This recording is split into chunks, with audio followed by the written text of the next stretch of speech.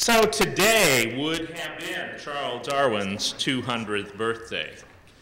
And all over the world, people are celebrating. And the reason is because Darwin's ideas have, as much as perhaps anyone in the last 200 years, transformed the world, not only in the field of science, but in nearly every aspect of our society.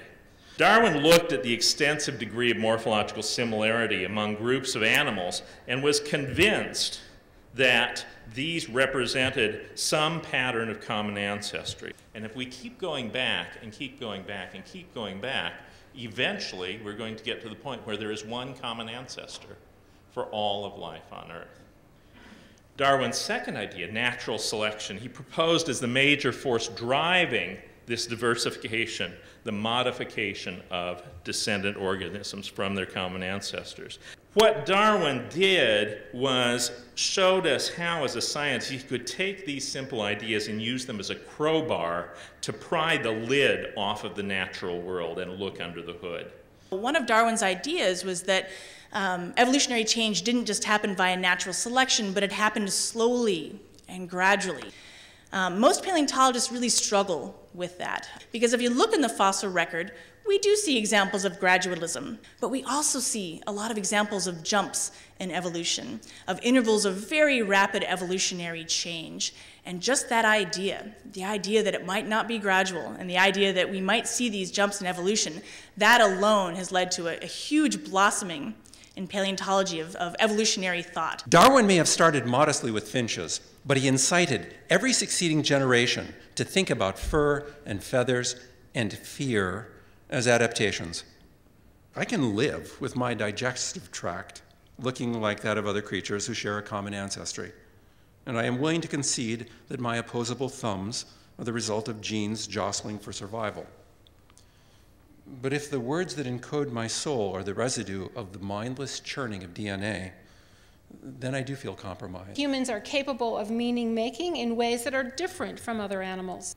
We are apes, and we are transformed. We're transformed by our institutions of language, political economy, religion, and so forth. Certain kinds of evolutionary science suggest that we are adapted to the past, that we have innate and relatively inflexible brain modules that have changed really little since the Pleistocene. To the extent that chemicals or brain modules are abstracted away from genuine dynamics, then anthropology has something to say back. The ethicist might claim, for example, that some actions are morally good and others are morally reprehensible, and this presupposes a standard of moral evaluation. Darwin can help, or so it is claimed, because he showed us how to make sense of biological norms. The attempt to preserve normative claims by appeal to evolutionary theory actually conflicts with evolutionary theory. I also think that the project of trying to preserve these normative claims is a pervasive intellectual instinct or habit that, because it is so deeply conservative, retards the growth of knowledge. What have organizational scholars learned from the importation of Darwin's ideas? Organizational adaptation may be more constrained than is popularly assumed. The popular image is that some charismatic CEO comes riding into an organization and transforms the entire business enterprise. The reality is that 85% of those organizational change or adaptation efforts fail. Imagine that psychology is the study of cars. When psychological science began, psychologists were basically, in trying to understand cars, they were studying the dashboard, the fine Corinthian leather of the seats, and there's a sense in which Darwin's ideas, once they were established in the field, called attention to the fact that there was an engine under the hood. Darwin gave us the keys to the damn car. The history of life on Earth troubled Darwin, and it troubles sensitive biologists and theologians still.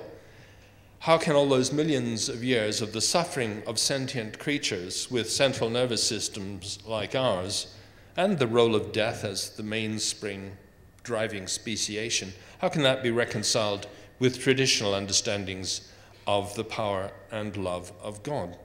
That's a question, again, which is only just being addressed, perhaps in the last 10 years, in any kind of adequate and sophisticated way.